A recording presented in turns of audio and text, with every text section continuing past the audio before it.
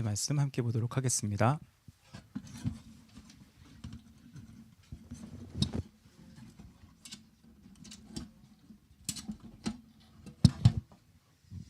함께 말씀 24장 37절부터 44절까지 말씀 함께 길지 않으니까요. 함께 한 목소리로 말씀 읽도록 하겠습니다. 함께 읽겠습니다. 시작. 노아의 때와 같이 인자의 임함도 그러하니라. 홍수전에 노아가 방주에 들어가던 날까지 사람들이 먹고 마시고 장가들고 시집가고 있으면서 홍수가 나서 그들을 다 멸하기까지 깨닫지 못하였으니 인자의 임함도 이와 같으리라. 그때 두 사람이 밭에 있음에 한 사람은 데려가고 한 사람은 버려둠을 당할 것이요 두 여자가 맷돌질을 하고 있음에 한 사람은 데려가고 한 사람은 버려둠을 당할 것이니라. 그러므로 깨어 있으라. 어느 날에 너희 주가 임하는지 너희가 알지 못함이니라. 너희도 아는 바니 만일 집주인이 도둑이 어느 시간에 올 줄을 알았더라면 깨어 있어 그 집을 뚫지 못하게 하였으리라. 이러므로 너희도 준비하고 있으라. 생각하지 않은 때에 인자가 오리라. 아멘. 우리가 신앙 또 이 기독교 신앙을 좀 생각해 보면 좀 생각해야 될 내용들이 많이 있다고 생각을 합니다. 지금 생명의 삶 묵상하는 이 좀 구간이 종말에 대한 얘기를 하고 있기 때문에 이 종말에 대한 얘기를 한 번은 정리를 살짝은 해야 될 것 같아서 오늘 본문 말씀을 좀 전하고요. 또 신앙에 대해서 갖고 있는 오해들이 있을 것 같아서 한 번은 짚고 넘어가야 될 것 같아서 오늘 이 본문으로 이 종말에 관련된 얘기를 잠깐 나누려고 합니다. 우리가 신앙을 생각할 때 하나님에 대한 이미지가 하나님이 좋은 분, 선한 분이라고 생각을 합니다. 맞는 얘기죠. 그래서 하나님이 좋고 선한 분이기 때문에 우리의 기분과 형편을 돌아보시고 우리의 기분과 형편을 맞추어서 역사하는 분이라는 믿음을 어느 정도 갖고 계실 거라고 생각을 합니다. 근데 이런 마음에 우리가 갖고 있는 착각 중에 하나가 하나님의 역사가 우리의 기분과 형편에 따라서 적당히 변화되거나 바뀌어진다고 생각하는 착각을 하는 사람들이 요즘은 좀 많은 것 같습니다. 왜냐하면 요즘 시대에 이제 누군가의 기분과 형편에 따라서 변화가 일어나지 않고 바뀌지 않는 것을 좀 냉정하다고 얘기하고 혹은 정이 없다고 얘기하는 시대에 살기 때문에 하나님은 좋은 분이어서 우리 기분과 형편에 의해서 어느 정도 변화를 줄 거라는 어떤 믿음을 갖고 있는 게 요즘 사람들의 모습 같다는 겁니다. 근데 하나님은 그런 분이 아니죠. 하나님은 우리의 기분이나 형편에 의해서 하나님의 역사를 이리저리 변화시키는 분이 아니라 하나님의 원칙과 하나님의 법에 의해서 역사하고 행하시는 분이기 때문에 냉정하게 말하면 우리의 신앙생활, 우리의 믿음이라는 것은 우리의 기분과 감정과 형편과는 어쩌면 아무런 상관이 없다는 것을 우리는 기억할 필요가 있다는 겁니다. 근데 현대인들이 갖고 있는 착각 중에 하나가 하나님이 세우신 원칙이나 또 하나님 말씀, 하나님의 역사의 방법을 하나님의 원칙과 말씀에 의해 움직이는 세상을 보기보다 내 자신의 감정과 형편에 의해서 움직이는 것으로 잘못 생각하고 있다는 거죠. 그래서 기분이 좋고 형편이 좋을 때는 뭐 하나님 믿는 게 좋고 기분이 나쁘고 형편이 안 좋을 때는 하나님 믿는 게 불편하고 내 기분이 좋고 형편이 좋을 때는 하나님 살아계신 것 같고 내 기분과 형편이 안 좋을 때는 하나님이 안 계신 것처럼 느끼는 것 자체는 이 하나님의 역사 방법이 내 기분과 형편에 달려있다고 생각하는 자기 중심적인 생각으로 생각하는 아주 짧은 생각이라고 할 수 있습니다. 분명히 알아야 될 것 중에 하나는 하나님은 우리의 기분을 맞추거나 마음을 달래주는 분이지만 우리의 기분을 맞추거나 마음을 달래주기 위해 존재하는 분이 아니라는 겁니다. 그리고 신앙도 마찬가지입니다. 신앙도 냉정하게 말하면 우리의 마음의 평안을 위해 있는 게 아니고 교회도 우리의 마음을 달래주기 위한 것도 아니고 신앙생활 자체가 내 중심으로 있는 것이 아니라는 겁니다. 만약 이렇게 되지 않으면 신앙 자체가 말씀이나 원칙에 의해서 유지되는 것이 아니기 때문에 매주 매일 발생하는 내 기분과 형편에 의해서 신앙이 움직이게 됩니다. 그러면 신앙 상태가 갈팡질팡이 되고요. 성장하지 못하는 삶을 살게 된다는 겁니다. 하나님은 우리의 기분과 형편과 상관없이 언제나 존재하시고 내 기분이 안 좋다고 해서 세상이 사라지지도 않고 내 형편이 어렵다고 해서 하나님이 없어지지 않고 하나님이 안 계시는 것은 아닙니다. 하나님은 불변하게 계시고 언제나 우리와 함께 하시기 때문에 우리는 변화하는 내 기분과 형편에 의해 하나님을 보기보다 변하지 않는 하나님과 하나님의 원칙에 의해 세상을 보는 법을 배울 필요가 굉장히 있고요. 그게 우리 신앙에서 중요한 요소라고 할 수 있습니다. 근데 본문을 보면 반드시 있을 일 한 가지가 말하고 있는데 그게 종말에 대한 이야기입니다. 우리가 뭐라고 말하든 세상은 분명히 마지막을 향해 가고 있습니다. 마지막을 향해 간다는 것은 언젠가는 끝난다는 겁니다.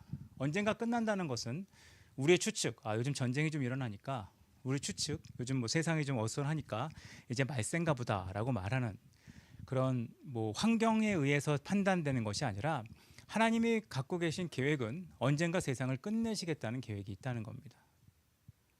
이거는 뭐 우리가 기분이 좋든 나쁘든 우리가 즐겁든 즐겁지 않든 이것은 변하지 않는 하나님의 계획이라는 겁니다. 그때 지혜롭게 사는 방법은 지금 내가 슬퍼한다고 해서 운다고 해서 일이 해결되지 않는다는 것을 알고 이럴 때 내가 하나님 믿는 사람으로 어떻게 살아갈 것인가. 사실 우리가 지금 슬퍼한다고 해서 전쟁이 멈춰지거나 아니면 기뻐한다고 해서 전쟁이 더 일어나거나 그런 일이 발생하지는 않거든요. 어차피 말세의 징조 중에 하나가 전쟁, 기근, 사랑이 없어짐 이런 수많은 징조들이 있는데 이럴 때 우리가 어떤 삶을 살아야 되는가, 어떤 삶의 방향을 가져야 되는가를 알고 있는 것이 신앙생활에서 중요하다는 겁니다.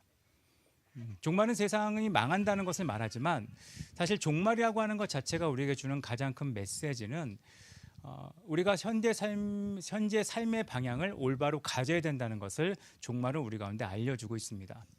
그러니까 세상을 어떻게 살 것인가라는 확실한 기준이 종말을 통해서 세워지게 하는 것이 종말의 목적이라는 겁니다. 그거를 이제 종말에 대한 설명을 성경에서는 이 산고의 고통처럼 설명하거든요. 산고의 고통처럼 어차피 종말이라는 게 이 땅에 올 텐데 이 종말이 오는 것을 어떻게 우리가 살 것인가, 우리가 살아갈 때 어떤 삶을 살아야 되냐를 보여주는 게 종말에 대한 태도이기 때문에 이것을 우리가 만들어가는 것이 필요하다는 겁니다.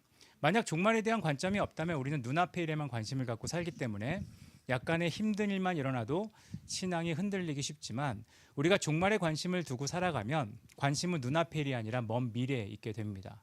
그래서 현재 일이 조금 힘들다고 해서 신앙이 흔들리거나 하나님을 벗어난 일이 없게 되는 것이 종말을 향한 우리의 신앙의 모습이라고 할 수 있고요. 이 종말을 향해 종말을 바라보며 어떤 믿음을 가져야 되는지를 생각해 볼 수 있다는 겁니다. 그러면 어떤 태도를 가져야 되는가? 마태복음 24장, 25장은 종말에 대해서 말하고 있는데 이 종말을 어떻게 대하고 대체 살아가야 되는지에 대해서 좀 생각하는 시간을 오늘 가지면 굉장히 좋을 것 같습니다.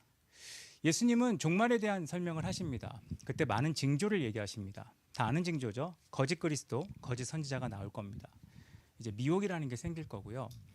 미혹이라고 하는 것은 말로 사람을 속이는 건데 사람들은 쫓아갈 겁니다. 아마 갈급해서 그런 것 같아요. 갈급하니까 어떤 얘기만 들어도 쫓아가고 갈급하니까 어떤 얘기를 들으면 막 흔들리는 일이 생기는 것 같습니다. 그리고 기근, 지진, 전쟁 등이 생길 거라는 것을 말씀하고 있습니다. 근데 여기서 주의해야 될 것은 이런 여러 일들이 눈에 보여져도 그것을 끝으로 생각하지 말라는 게 예수님의 메시지입니다. 우리는 징조가 보이면 끝이구나, 끝났구나, 이젠 끝났구나라고 생각하는 게 쉬운데 이런 징조는 끝이라는 설명을 하는 게 아니라 우리가 어디로 가고 있냐를 보여주는 이정표 역할을 한다는 겁니다. 지금 전쟁이 일어나죠. 끝이구나. 100년 전에 전쟁이 일어났어요. 지금이 기근이 있구나. 아니요, 옛날에도 기근이 있었어요. 지진도 있었어요. 이건 항상 있는 일인데 이건 뭘 얘기하냐? 이제 세상이 끝났구나. 우리에겐 내일이 없구나. 내년은 없겠구나. 이걸 말하는 게 아니라 우리가 사는 세상의 방향이 끝을 향해 가고 있다는 걸 보여준다는 겁니다. 왜냐하면 종말은 결국은 죄에 대한 결과입니다. 세상을 하나님이 멸망시키고 종말을 준다는 얘기는 세상에 하나님이 참을 수 없을 정도로 죄가 가득했다는 걸 증명하는 겁니다. 세상이 망해가는 것을 볼 때 왜 세상은 망해가야 되는가? 이 세상이 더 좋아지면 안 되는가? 세상이 좀 더 나아지면 안 되는가? 전쟁이 없어지면 안 되는가? 기근이 없어지면 안 되는가?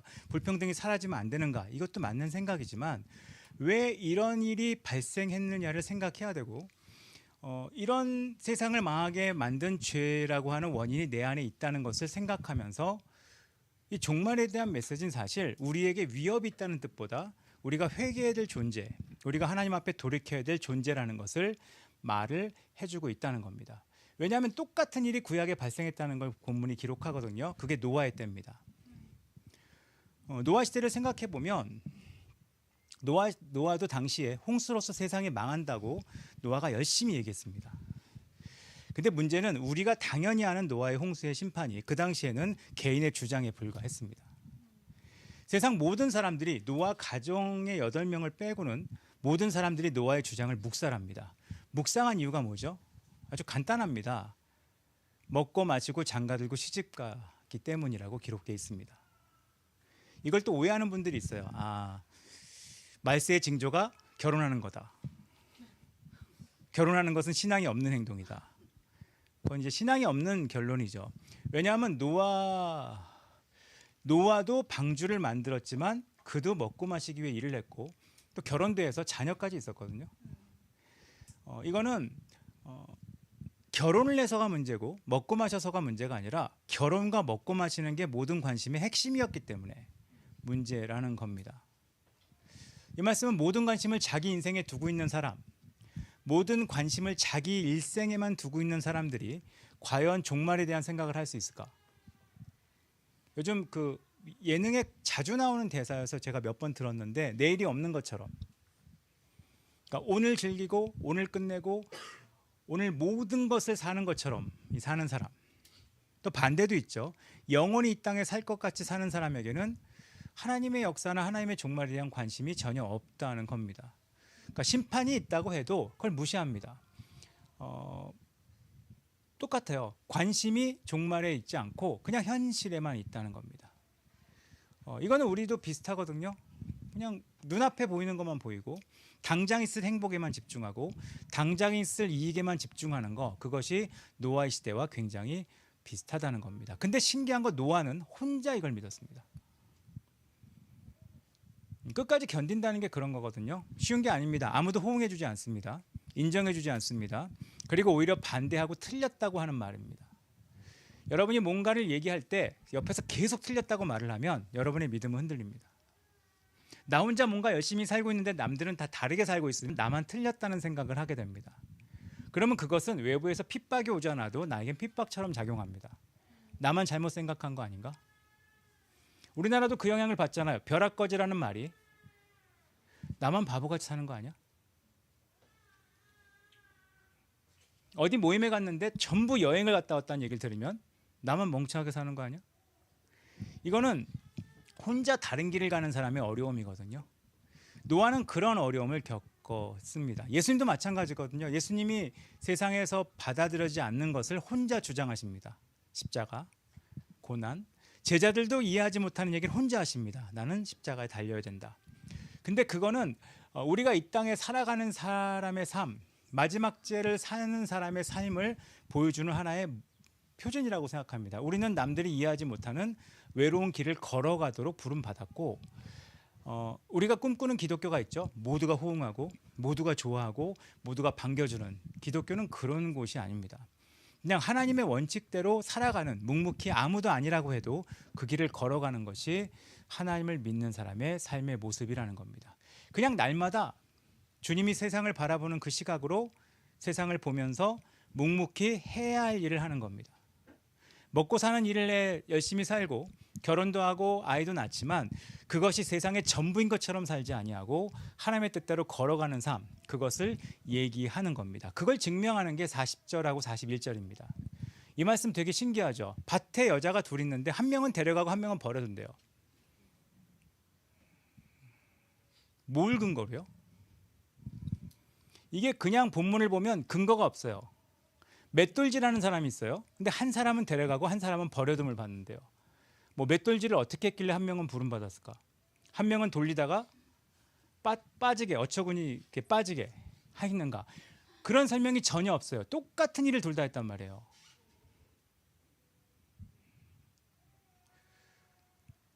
우리는 가끔 이제 착각을 하거든요. 신자가 마지막 때를 산다. 말세에 사는 신자면 특별한 종교 행위를 해야 된다는 생각을 해요. 좀 더 기도하고, 좀 더 찬양하고, 좀 더 예배하고. 예수님의 관점으로 읽어보시면 예수님이 좀 더 예배하고, 좀 더 찬양하고, 좀 더 열심히 섬겼던 바리새인들을 계속 가시거든요. 그걸 얘기하는 게 아니에요. 똑같아요. 밭에 갔는데 똑같아요. 맷돌질을 하는데 누구 하나는 데려가고 누구 하나는 데려가지 않았어요. 왜 그런 일이 발생하는가? 같은 일을 어떤 생각으로 하냐요. 이게 사실 되게 어렵거든요. 몇 번 제가 말씀드리지 않았나요? 기독교가 가장 타락할 때 순간은 예배가 가장 화려할 순간입니다.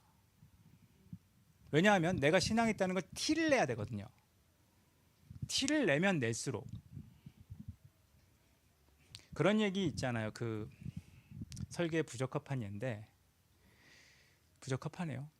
생각이 났는데 근데 부적합한데 설명에 도움이 될 것 같아서 하겠습니다.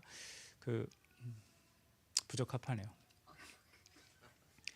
그 결혼하고 몇십 년 됐는데 그 배우자가 선물을 크게 사오면 사올수록 의심을 해야 된다는 얘기가 있죠.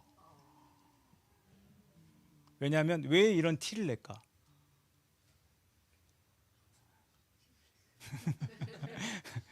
그런 얘기가 있어요. 그래서 그런 관련된 방송을 보면 뭐 남편이나 부인이 갑자기 안 하던 짓을 한다, 갑자기 친절해졌다, 갑자기 선물을 많이 사온다 그러면 의심을 해봐야 된다. 사고를 쳤거나 문제를 일으켰거나 그런 얘기를 하거든요. 신앙도 비슷합니다. 신앙이 갑자기 화려해지고 열정적이 되고 뭔가 더 많은 표현을 한다 그러면 믿음이 좋아진 경우도 있지만 상당 부분은 덮으려고 하는 행동일 경우가 많은 것 같습니다. 그렇기 때문에 바리새인들은 더 열심히 율법을 지켰던 이유가 속에 썩은 걸 보이지 않기 위해서였고, 좀 더 율법을 지키는 모습을 보이려는 것은 회칠한 무덤처럼 겉을 더 화려하게 덮었기 때문인데, 성경은 그걸 말세에 대한 행동이라고 하지 않는 겁니다. 똑같은 거예요. 밭에 나가요. 근데 누구는 데려감을 당합니다. 누구는 버려둠을 당합니다. 이유가 뭐냐? 똑같은 일을 했는데 하는 동기와 이유가 달랐다는 겁니다. 아마 한 명은 주님을 사랑하는 마음으로 세상을 살았을 거고, 한 명은 자기 행복과 많은 것을 위해 했을 겁니다. 이게 신앙의 기본적인 원리거든요. 어떤 특별한 일을 함으로 신앙이 차이가 나는 게 아니라 무엇을 했느냐, 어떤 일을 했느냐, 그 일을 하는데 왜 그걸 하느냐. 이 얘기는 우리 모두가 목사가 되고 우리 모두가 선교사가 되고 우리 모두가 간사가 되면 하나님이 오심을 준비한다는 그런 뜻을 얘기하는 게 아닙니다. 무슨 일을 하든 도적같이 오잖아요. 하나님이 도적같이 오면 어느 순간에 오실까요? 어떨 땐 일할 때 옵니다. 어떨 땐 잘 때 옵니다. 어떨 땐 음식을 만들 때 옵니다. 어떨 땐 놀 때 옵니다. 그러면 만약에 내가 예배 드릴 때 오시면 주님을 기쁘게 맞이하겠지만 내가 일을 할 때는 주님을 맞이하기엔 조금 관심이 없을 때다 그러면 내 구원의 근거는 내가 주님이 오시는 그날의 나의 컨디션이거나 타이밍이에요. 그럼 구원의 확신의 근거는 되게 애매한 거예요. 주님이 좋은 날 오시면 구원될 수 있어요. 뭐 예를 들어 오늘 묵상한 날, 이런 날 오시면 안 되죠. 남편과 싸운 날, 이런 날 오면 안 된다, 이런 말이 나오게 되는 것은 그 구원의 근거가 잘못된 겁니다. 실제로 구원의 근거는 내가 하나님을 사랑하는 마음으로 사는 건데 그 삶이 도적같이 오기 때문에 언젠지 모르는 거예요. 밭을 갈 때 올 수도 있어요. 아니면 집에서 허드렛 일 할 때 올 수도 있어요. 좋을 때 올 수 있어요. 근데 그때 그 조는 거, 그 밭을 가는 거, 그 일을 하는 걸 왜 하느냐, 그거로 구분이 된다는 겁니다. 그래서 사람을 보면 몰라요. 우리는 계속 마태복음에서 말하는 거, 누가 기도를 하면 저 사람 봐라, 미혹을 어떻게 하는지 아세요?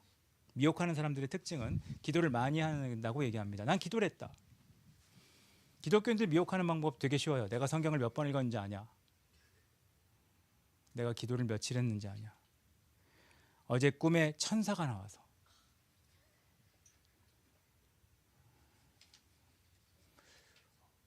뭐 그런, 아니면 어제 꿈에 베드로가 나왔는데, 베드로인지 어떻게 알아요? 베드로 얼굴 본 적이 없는데. 그리고 베드로가 왜 한국말을 합니까? 못 알아들었겠죠. 베드로가 말하면 우리 못 알아들어요. 언어가 다르기 때문에. 근데 그런 걸 얘기하면 사람들이 미혹된다는 거예요. 왜냐? 미혹되는 거 되게 쉽습니다. 그러면 우리는 그 사람이 신령하다고 생각하기 때문이에요. 이 자체가 말세를 살아가는 태도가 아니에요. 진짜 신령한 삶을 사는 사람은 기도를 많이 하는 사람, 성경을 많이 읽는 사람이 아니라 작은 일을 해도 그대로 사는 사람이에요. 이걸 앞에 전제 얘기했죠. 기분과 형편에 의해 흔들리는 게 아니라, 기분과 형편에 의해 흔들리는 게 아니라 기분이 어떻든 형편이 어떻든 모든 일을 하나님 앞에 사는 사람이 말세에 살아가는 사람의 특징이라는 겁니다. 그게 노아의 삶이 그랬어요. 노아의 삶은 100년 넘게 그냥 방주를 지었어요. 어떻게 지었을까요? 오늘은 사람들이 방주에 대한 좋은 말을 해줬다. 그러면 좀 더 많이 짓고, 오늘은 방주에 대한 나쁜 말을 했다. 때려치웠을까요? 아니요. 그냥 꿋꿋하게 한 거예요. 예수님의 인생도 마찬가지입니다. 어떤 날은 제자가 좋은 말을 하고 어떤 날은 제자가 깨는 말을 해요. 그럼 그때마다 일하는 게 다르냐? 그렇지도 않았어요.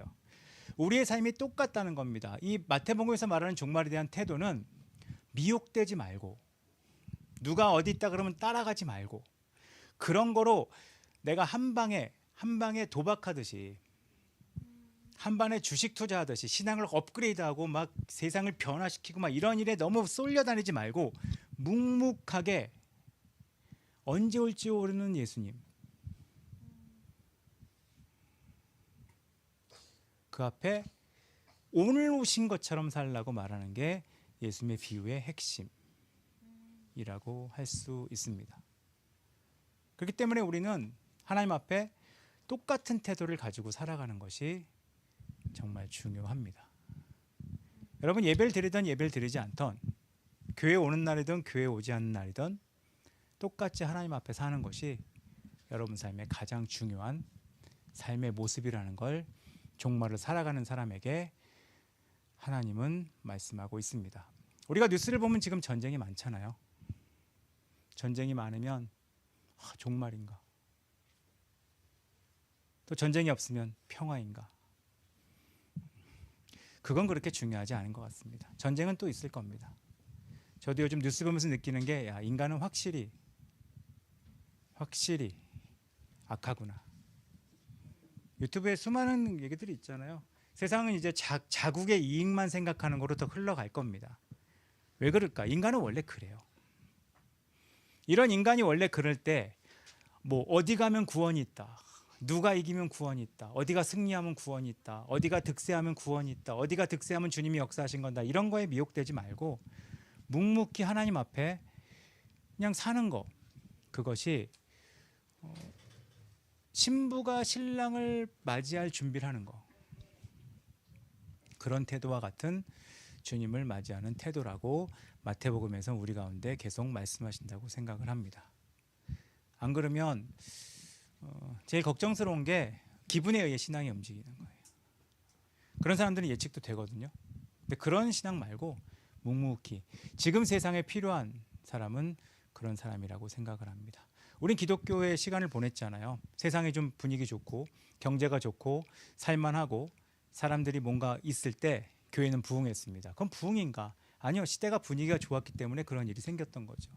근데 세상이 좀 우울하고 전쟁도 생기고 뭔가 옛날 같지 않고 압박이 생겼을 때 사람들이 신앙인이 줍니다. 그러면 그거는 하나님이 역사하지 않으셨냐? 아니요. 사람이 원래 자기 기분과 형편에 의해 움직이기 때문입니다. 그럼 실제로 하나님 믿는 사람은 어떤 사람이냐? 형편이든 상황이든 그걸 뛰어넘어 묵묵히 하나님 앞에 사는 겁니다. 그런데 그걸 우리는 판단하지 못해요. 보기에는 밭에 있는 거거든요. 보기에는 맷돌질을 하는 거거든요. 근데 그걸 주님 앞에 어떻게 할 것이냐? 그것이 우리 신앙의 제일 중요한 일이라고 생각을 합니다. 바라기는 올해 모르겠어요. 올해 되게 복잡한 일들이 한 해 내내 있겠죠. 별 사건들이 다 있을 거라고 생각을 합니다. 저도 뭐 그렇게 심하게 오래 살지 않았지만 인생을 요약하면 이꼴저꼴 다 보는 거라고 생각합니다. 이꼴저꼴 다 볼 때 어떻게 내가 살아갈 거냐. 어차피 세상은 종말을 향해 가고 있습니다. 그리고 세상에 벌어지는 수많은 사건은 종말이 있다고 얘기하고 있습니다. 결국 세상의 끝이 올 겁니다. 이 끝이 오는 세상에 우리는 어떻게 살아갈 것이냐. 어차피 끝이 올 거니까 다 포기하고 사는 게 아니라 장차 예수님이 오실 것을 기대하면서 묵묵히, 언제 오실지 모르잖아요. 지금 당장 오셔도 환영할 수 있는, 지금 당장 오셔도 주님을 기다리고 있었다고 말할 수 있는, 그리고 지금 당장 오셔도 넌 지금 뭐하고 있니? 주님을 사랑하기 때문에 밥 먹고 있는데요 라고 말하는, 저는 이거 되게 좋다고 생각해요. 안 그러면 우리가 항의하거든요. 좋을 때 오시지 왜 지금 오셨어요? 주님을 환영할 수 있는 그런 모습으로 살아가시는 여러분 되셨으면 좋겠습니다. 요즘 드는 생각이에요. 어쩌면 이 일들이 다 지나면, 최근에 기독교 무슨 단체에서 포럼을 했거든요. 외국의 기독교가 왜 성신자들이 주느냐, 한국은 왜 줄고 있느냐. 이유가 전부 결론이 간단해요. 지금 시대의 형편과 상황이 사람들에게 이런 기분과 이런 생각을 느끼게 해주기 때문에 기독교를 싫어하게 됐다라고 결론이 나거든요. 근데 결국 그거는 사람의 형편과 기분에 의해 신앙이 좌우된다는 것을 통계로 증명하는 것밖에 되지 않는 거라는 생각을 잠깐 해봤습니다. 신앙은 눈앞의 일에 좌우되어서는 안 됩니다. 눈앞의 일에 좌우되는 게 아니라 하나님이 역사하실 것을 기억하면서 따라가는 것이 신앙입니다. 세상은 종말이 올 겁니다. 그래서 마지막이 올 거기 때문에 세상과 타협하지 않고, 세상 사람들이 다 그렇게 살아간다고 해서 그걸 따라가지 않고 그냥 하나님의 뜻대로 묵묵히 살아가는, 아무도 동의하지 않아도 말씀을 보고, 아무도 인정하지 않아도 말씀대로 살려고 하고, 아무도 관심 갖지 않아도 주님의 뜻을 따라가려고 하고, 내 기분과 형편이 어떻더라도 냉정할 만큼 신앙의 루틴을 놓치지 않고 살아가는 거, 그것이 예수님처럼, 노아처럼 종말을 바라보며 사는 사람의 삶이라고 생각을 합니다. 말씀을 마무리하겠습니다. 어떻게 세상을 살아가야 될까? 우리가 울고불고 한다고 세상이 바뀌진 않습니다. 제가 요즘 생각하는 거예요. 그리고 하나님이 여러분을 향한 계획을 변경하지 않습니다. 우린 단지 하나님이 하시는 일을 받아들이면서 그 일 속에서 세상을 포기하는 것을 배우고 주님을 사랑하는 자로 살아가는 것이 맞는 삶이라고 생각합니다. 그게 구원을 얻은 자의 삶의 모습인데, 묵묵히 세상을 당장 바꾸고 싶어서 어디를 몰려가지 말고, 세상에 구원이 있는 것처럼 보여서 미혹되지 말고, 뭐가 되면 세상이 뒤집어질 거라고 생각해서 쉽게 흔들리지 말고 묵묵히 하나님을 따라가는 여러분 모두 되시기를 간절히 바라겠습니다. 같이 기도하겠습니다. 이 시간 말씀을 조금 어렵게 하긴 했는데, 종말은 너무 단순하게 얘기하면 너무 기계적으로 받아들일 수 있으니까 어려운 게 나은 것 같습니다. 이 시간에 같이 기도할까요? 흔들리지 않는 사람 되게 해달라고. 요즘 얼마나 미혹의 말이 많습니까? 뭐가 되면 뭐인 것처럼 얼마나 미혹의 말이 많습니까? 뭐가 무슨 환상을 본 것처럼, 무슨 진리를 아는 것처럼 말하는 사람이 이렇게 많을 때 묵묵히 하나님을 따라가며 흔들리지 않는 삶을 살 수 있도록, 그렇죠. 그게 실제 평안이거든요.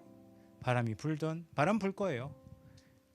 종말의 징조들이 있던, 말세의 징조는 계속 있을 겁니다. 징조가 있다고 말세가 당장 온다는 뜻이 아니라 결국 세상은 말세를 향해 가고 있다는 걸 얘기하는 겁니다.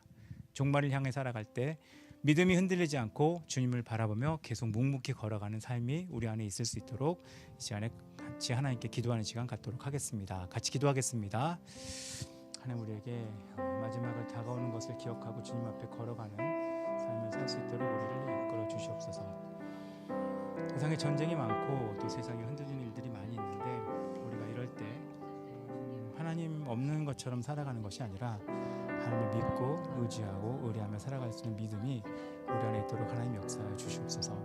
우리에게 하나님을 향한 신뢰하는 마음들이 더욱더 있게 해주시고,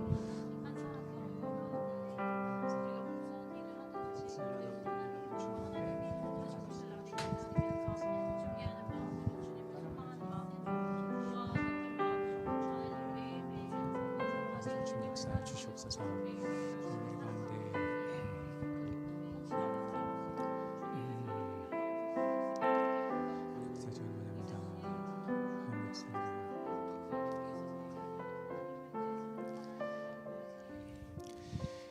하나님, 우리는 정말 말세를 살아가는 사람들인 것 같습니다. 그리고 우리가 보는 세상의 징조들은 세상이 종말을 향해 가고 있다는 걸 보여주는 것 같습니다. 그러니까 수많은 미혹들이 있는 것 같습니다. 이게 진짜다, 이게 길이다, 여기에 구원이 있다, 이렇게 하면 성공한다, 이게 진짜다, 이게 하나님이 말하는 것들이다. 이런 것들에 대해서 예수님은 이미 알고 계시고 말씀하셨습니다. 믿지 마라, 듣지 마라, 따라가지 마라, 나가지 마라. 대신 우리에게 하나님이 요구하시는 삶은 따라가고 움직이고 막 미혹되는 삶이 아닌, 묵묵히 밭에 나가던 맷돌질을 하던 하나님 안에 하나님을 사랑하는 삶을 살기를 우리 가운데 말씀하고 있다는 걸 지금 잠깐 나눴습니다. 우리의 삶도 그렇게 될 수 있도록 하여 주시옵소서. 매번 있는 수많은 세상의 말들에, 또 세상의 수많은 자칭 신령하다는 사람들의 수많은 말들에 흔들리는 삶을 살기보다 묵묵히 말씀대로 살기를 결정하고, 묵묵히 주님 안에 머물기를 결정하고, 내가 무슨 일을 하든 주님의 영광을 위해 살기로 결정하고, 나의 신앙을 흔들리지 않기로 선택하는 삶을 살도록 우리에게 힘을 주시옵소서. 그래서 주님이 갑자기 나타나셨을 때 당황해하는 사람이 아닌, 늘 기다렸다는 듯이 아주 평범한 삶의 현장에서 주님을 만나 기뻐할 수 있는 우리 모두 될 수 있도록 하나님 역사하여 주시옵소서. 지금은 우리 주 예수 그리스도의 은혜와 아버지 하나님의 놀라우신 사랑과 성령 하나님의 교통하심이 말씀에 기록된 것처럼 내가 무슨 일을 하든 주님 안에 주님을 사랑하는 삶의 삶으로 주님을 맞이할 준비를 하기로 결정한 여기 있는 모든 한 명 한 명의 삶 위에 이제로부터 영까지 함께 있을지어다. 아멘.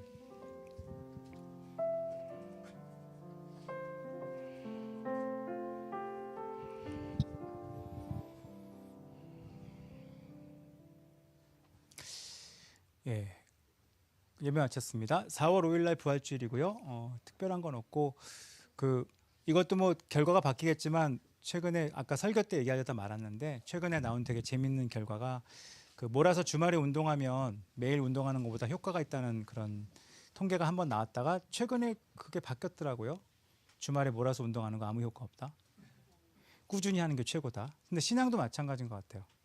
저도 평생 살아보니까 1년에 한번 몰아서 하는 수련회가 큰 영향은 없는 것 같더라고요.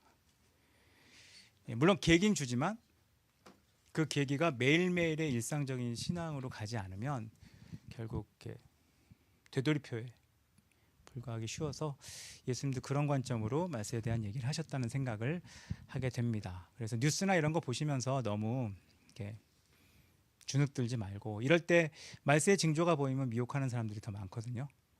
미혹에 넘어가지 마시고 묵묵히 본인의 길을 걸어가시는 여러분 되셨으면 좋겠습니다. 서로 교제하시고 이웃 시간 가지시고